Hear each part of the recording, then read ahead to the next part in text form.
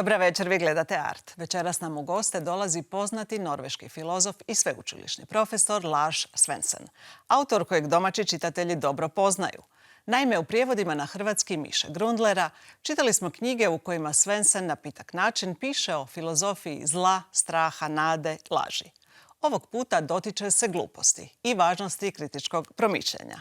U novoj knjizi o glupanima, idiotima i glupim idiotima, 12. po redu prevedeno na hrvatski, razgovarat ću sa samim autorom u studiju. No prije toga gledamo uvodni prilog Gordana Nuhanovića.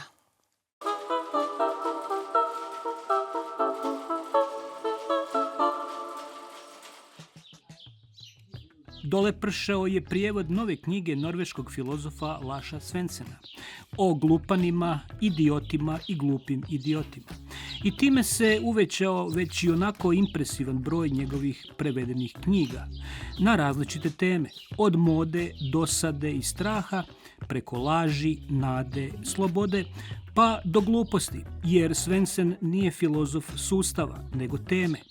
Njegove su knjige tanke, ali dovoljno sadržajne, da udovolje manjem apetitu takozvane šire publike, koja uviđa trivijalnosti svijeta, ali nema vremena, a izgleda ni volje za dublji nauk.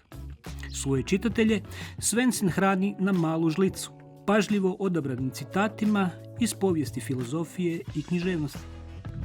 Komercijalni izdavači ga obožavaju, kako strani, tako i oni domaći. On odlično spaja filozofiju i svakodnevni život i kroz teme koje bira za svoje knjige i kroz stil kojim piše. Znači, s jedne strane su teme svakodnevne, od mode, od straha, dosade, laži, a s druge strane ima stil koji je jako čitljiv, jako pitak i on u stvari se ne voli koristiti akademski žargon u svojim knjigama i mislim da ga zato i ova šira publika voli čitati, jer s jedne strane u knjigama ostavlja filozofsku dubinu, a nema one težine zbog koje ljudi ne vole čitati filozofska djela. Evo sad je zapravo napisao knjigu o gluposti koju ste zadnju objavili, glupanima, idiotima i glupim idiotima. Objavili smo do sada 12 knjiga, 12 njegovih prijevoda, a neke od njih su doživjele i drugo izdanje, pa tako i njegova najnovija knjiga o glupanima, idiotima i glupim idiotima, upravo objavljeno drugo izdanje koje sadrži i neke novosti, odnosno dodatke u odnosu na prvo izdanje. Pa tako je on dodao novi predgovor i imamo novi dodatak vrlo znakovitog naslova Idiot u bijeloj kući. Svensson je sada 6. put će biti u Hrvatskoj, tako da on prošao je i druge gradove osim Zagreba, je gostovao na raznim festivalima. Mislim da je ono nešto što njegov recept zašto je on tu toliko popularan i općenito zašto je popularan je zato što voli imati taj izravni, direktni kontakt sa svojim čitateljima, voli ići u različite zemlje, voli doći u Hrvatsku. Njegova predavanja, njegovi javni razgovori i mjesta gdje gostuje su jako dobro posjećeni i u stvari uvijek se traži mjesto više. I među kolegama filozofima ima onih koji cijene njegov rad na prevenciji gluposti, ukoliko za takvo što nije prekasno. Ljubav spram mudrosti započinje autorefleksijom i samokritikom, a kada toga nema, ulazimo u zlatno doba gluposti. Je li to u temelju ove Svenssonove knjige? Tako je. Svensson, kao i u svim svojim drugim knjigama, cilja na ono bitno u ljudskom životu, ljudskoj egzistenciji, u cijeloj dubini i širini onoga što se tiče ljudskoga života i egzistencije. Međutim, bira interesantne teme, često nepropitane, često marginalizirane i onda ih istražuje dubinski, vrlo ozbiljno, ali također na takav način, barem u svome stilu pisanja i u svome pristupu tim temama, tako da je to pristupačno i publici koja nije uže specijalizirana za filozofiju, odnosno publici koja je, kako se to kaže, šira publika, koja je uopće još responsivna u odnosu na bilo kakvo promišljanje nekih bitnih tema. Svatko od nas je u opasnosti da postane bilo glupan ili idiot ili, ne daj Bože, glupi idiot. Znači, ako glupan ništa ne zna, ako idiot smatra da su svi njegovi stavovi ispravni, ako glup idiot smatra da su svi njegovi stavovi ispravni, a ne zna ništa o tome, pa to je tanki led po kojemu mi svi hodamo.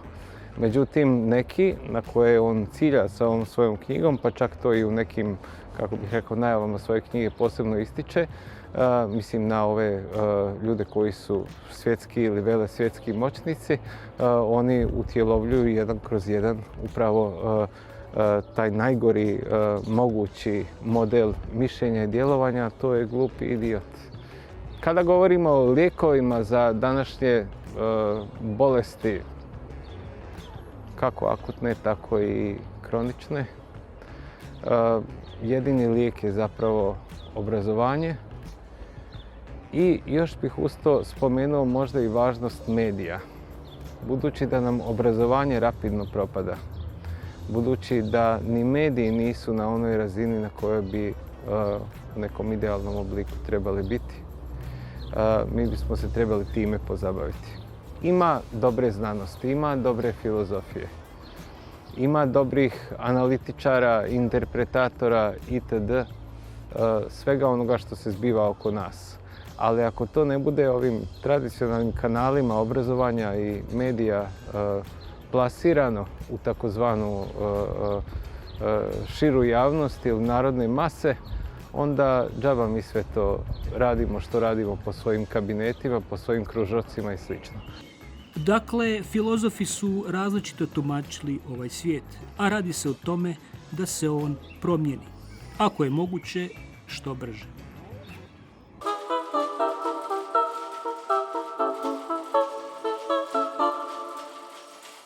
Evo nas u studiju. Dobro večer ću zaželjeti mom gostu, Larsu Svensenu. Good evening and welcome, Mr. Svensson. Thank you so much for having me. Nice to have you here again. Last time when you were here, it was 2 years ago, and we were speaking about your book, Philosophy of Hope. Yeah. Now it's stupidity. Yeah. The world, it seems, has changed a lot. Why did you decide in the first place to write a book about stupidity and to start it with the words, I'm stupid, you're stupid too? Well, to go with the last thing you mentioned first, this book is really democratic in the sense that we are all included in the bad company of people who are stupid, idiots, and even stupid idiots. We all fall prey to these things. That being said, we're not to the same extent, all of us. And you can, of course, be stupid or an idiot in one area and not another. But stupidity, it seems to be so pervasive these days. But what actually got me to write this book was pretty personal. It was the breakdown of a friendship. One of my closest and oldest friends got tangled increasingly more into the weird world of conspiracy theories. And as time went on, I tried to maintain some sort of sensible dialogue.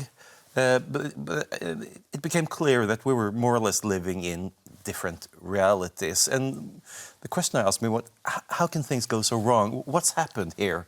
So there's a really serious backdrop to the book. That being said, it's a funny topic, so I laughed a lot while I wrote it. So it's both serious and funny at the same time. Yeah. And it's a kind of taboo as topic still, isn't it? Yeah. In the world of philosophers. Yeah. Of course, philosophers, they tend to aim for wisdom. And I think, let's be a little bit more moderate here. Let's try at least to become slightly less stupid, slightly less idiotic. That's a more modest ambition. And usually, if you aim for wisdom straight away, you very often end up as a stupid idiot. Yeah. Yeah. This is not what we want to do. No. Tell us about your starting point in the book is that stupidity is not lack of intelligence. It's more a lack of thought. Yeah. Of course, in that sense, we all start out as stupid. Somebody has to give us an idea what the world is like, what we ourselves are like, and so on. And that's fine. But as we grow up, we can take control over our own conceptions, our own ideas, and so on. And failing to do so, not using the capacity for thought that you have, that's what I refer to as stupidity.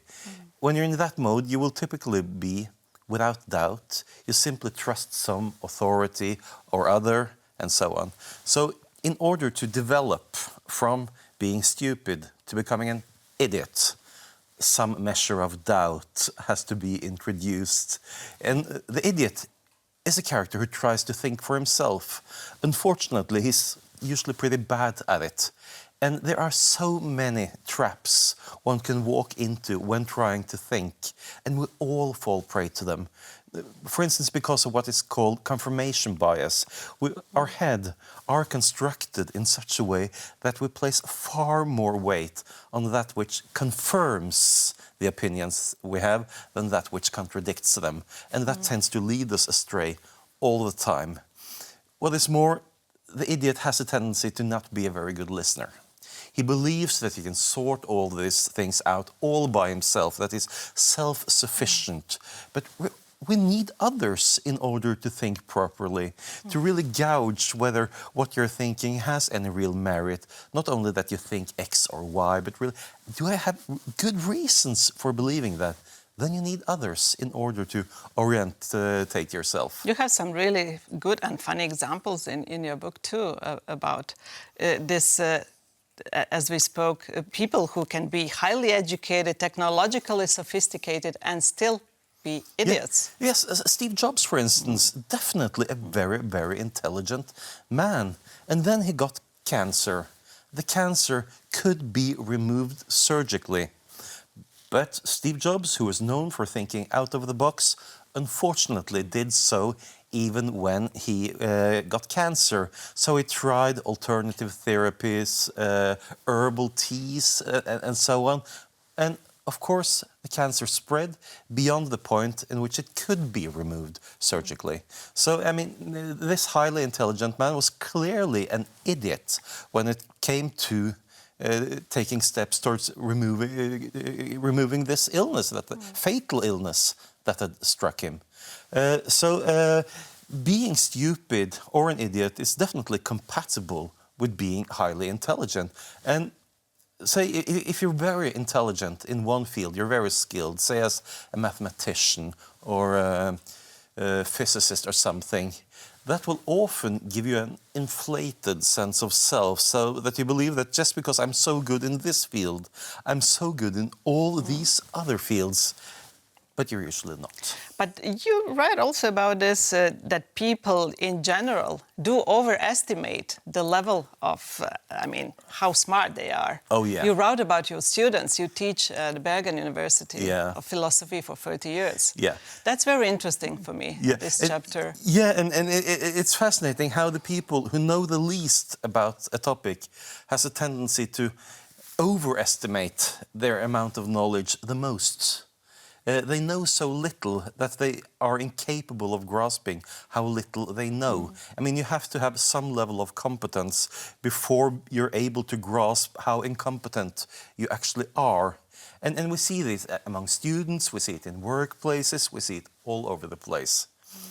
But then again, of course, we also have these people who believe that they have supreme insight in all topics. Yeah, they're on social media. They live on social media. Yeah. I mean, it's fascinating. I mean, the number of people who believe that they have superior qualifications to answer any sort of question. I mean, if you go into social media, we really seem to live in the heyday of polymaths. They're all around us. But as Saul Bellow, the American author, puts it in the novel Herzog, being ready to answer every single question is an infallible sign of stupidity, because it means that you really have no grasp of your own limitations. And Umberto Eco, I will not be able to quote it now, just by the memory, but you also have this quote of Umberto Eco about he says that, people well, who were... back in the days, of course, we had all these stupid idiots, and they would shout out their opinions in a bar or a cafe or something. You would shush them down, and that's it. But now, these people enter the world of social media. And they even attract followers and so on. So what has happened is, of course, that where we used to have a more, let's say, disciplined informational space, now everything is represented, even the most crazy opinions. And the problem of that is that we, to increasingly greater extent, almost live in different realities. We live in different worlds. And when we do not relate to, in a broad sense, the same reality, communication breaks down. And of course, this is also politically dangerous. Of course. Now we come to the third, categorization of your stupidity idiots and stupid idiots. They are the most dangerous ones. Yeah, because, with both the stupid and the idiots, you can engage in actual conversation.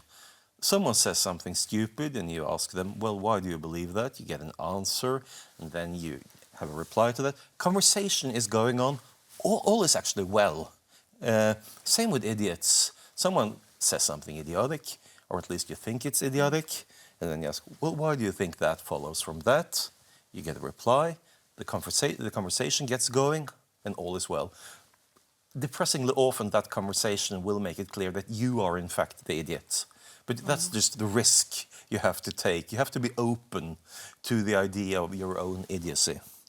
Is it why there is so many of tyrants in this group? Stalin, Mao Tse, you write a lot about them. Because when we move on to the third group, communication isn't really possible. They're closed off. The sort of doubt that characterizes the pure idiot is completely removed when you become a stupid idiot. So stupidity, not thinking, idiocy, thinking badly, and stupid idiocy, the thoughtless embrace of bad thinking.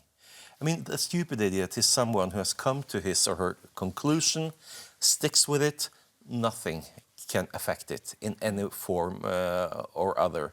So they have insulated themselves. And of course, they are usually really, really happy about themselves in that state.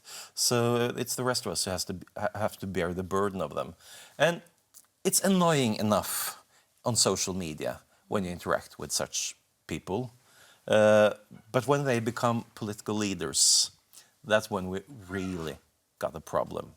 Because the stupid idiot is someone who, in his essence, is anti-democratic. He knows the best about everything. So dissenting voices, they will at best be noise, some disturbance, and at worst, something that has to be removed. Because they stand in the way of the grand vision of the stupid idiot. And unfortunately, the world's most powerful man is one of the clearest examples of that category. It's check, check, check. There is hardly a single topic where Trump does not claim to know more and better than anybody else. He even claimed to know more about grass than anybody else. There's no limits to him. So he's incapable of taking any sort of correction, any sort of input that might indicate that he may not be infallible. He is the main character of your second edition book, and this little thesis, Stupid Idiot in the White House. You start actually with this, what you just mentioned now, with these hats that he was wearing during the campaign. Yeah. I know what was it? Trump was right about everything. Yeah, he was right about everything. So if you walk around with such a hat, you're almost shouting out to the world, I am a stupid idiot. But of course he doesn't see it that way. Yeah. What is your, you don't give the, of course, you don't have the keys and answers to this, but how do you see him in your next book? that you also have written, and it's going to be translated in Croatian. Donald Trump, we speak about him through the eyes of other philosophers. Yeah. That's going to be interesting to see. Yes, because... Is there anything positive about any philosophers who could have said something positive about him? Not much, but of course in the book on stupidity, in the chapter on the stupid idiot in the White House, that was how I see Trump. And then I just woke up one morning and I thought, it would be really interesting to read a book in which Trump is analyzed through the eyes of all the great philosophers. And let's see, what do they see in this character? And nobody had written that book, so I thought, well, better do it myself then. I take it's actually 40 different philosophers, from Plato, Aristotle, and so on, and up until the present day. And what's interesting is that when I put on their glasses, okay, what do I see now with the Plato glasses or the St. Augustine glasses or the Machiavelli glasses? None of them really like what they see, but they dislike it for different reasons. Not even Machiavelli? Not even Machiavelli. Okay. Because Machiavelli will say about Trump that, okay, he gets something right. He's not concerned, he's not really concerned with morality. He pretends to have some sort of morality, but is really just going for power and wealth and what he refers to as success. Okay, so Machiavelli will say, that's good. Machiavelli will say, okay, Trump lies a lot.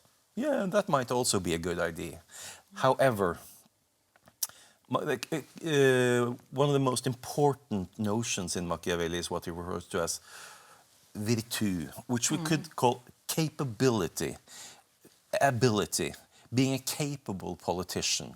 And that requires a clear mind.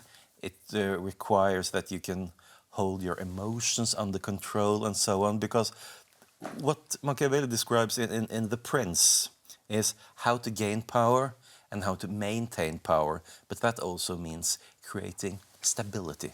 Machiavelli wants a stable state. And Trump, he's just chaos walking around on two legs, and he's impulsive. He will be detrimental to the state from a Machiavellian perspective. And then in Machiavelli's other big book, The Discorsi, he describes what he really likes, namely a republic. And in the republic, you have to have institutions that are solid. What does Trump do? He's trying to tear down all institutions. You have to have a great level of equality.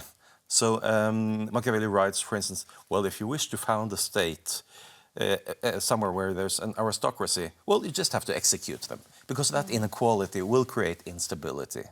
So from Machiavelli's perspective, Trump is sort of a regression from a republic to a dysfunctional form of tyranny. So no thumbs up, ultimately, even from Machiavelli. You write about how it all started. What was the first moves in the state of Donald Trump with people of knowledge and courts? Yeah, of course, he's going for all against institutions that may, in some way, serve as limitations on his execution of power. And I think that it's fascinating. For instance, if we look at education, the Trump regime made this list of words that should be avoided. One of those words was confirmation bias, which of course is crucial to critical thinking. So that in a way indicates that critical thinking is poison to this regime. And he's gone after the courts. So far, the courts have held up remarkably well. He hasn't inflicted quite as much damage as he had hoped to do. And perhaps we are now beyond the point of peak Trump. We'll see, and nothing is certain here. He may not, after all, be capable of becoming fully fledged authoritarian or even totalitarian. But in the last VDEM, which is this measure of what sort of democratic state different countries are in, the USA is now out of the category of liberal democracies. They're in the group of electoral autocracies. Okay. And that's quite shocking. What is shocking also in your book is in the chapter called the idiocy of philosophy. Yeah. You quote some of the philosophers that we admire, like Aristotle, Yeah. Descartes, Heidegger too, Yeah. and pointing out some things that they were not so smart in, Yeah. Yeah. Aristotle. I mean, he Yeah. was saying that female has more teeth than male. And Yeah, I mean, when I say that we are all included in this bad company, I really mean all of us. Even the greatest, most saluted thinkers are idiots from time to time. And that also goes for Aristotle, who has this weird claim that women have fewer teeth than men. And you would say, why on earth would they say something so patently wrong? And he was even married. He could have taken a peek into the mouth of Mrs. Aristotle, but he clearly didn't. And of course, this is based on his ideas about gender, about how females are, in essence, inferior. If something goes slightly wrong during pregnancy, you're born with an inferior male called a female. They will be physically weaker, they will be mentally weaker, and they will also have fewer teeth. And of course, this is pure idiocy. And I also point out, like Descartes, his views on animals, that they had no really conscious experience, which is all the more absurd, given the fact that Descartes himself had a dog, Monsieur Gras, that he took for his daily walks. I mean, it's really bad, a really piece of bad reasoning that leads him there. And Schopenhauer, I mean, his belief in ghosts and any sort of paranormal phenomenon you could come up with, Heidegger's Nazism and so on. So, yeah, I mean, even the greatest philosophers are idiots from time to time. And and at least that's a bit of comfort for the rest of us. Yeah. before I say goodbye to you, one more word about how to encourage the critical thinking after all. Yeah, I mean, what's pretty essential is actually a bit of modesty. Taking seriously the idea of your own fallibility, actually being open to the arguments of others, trying not to be so arrogant and so on. I mean, you will certainly be led astray from time to time, but if you manage to do those things, you will probably slightly less of an idiot, slightly less stupid, but it's a continuous battle. Yeah. Thank you so much for your advices and for this conversation. Hope to see you again here in Zagreb. Hope to be back. Hvala i vama, poštovani gledatelji. Bilo je to sve za večeras. Srdačan pozdrav.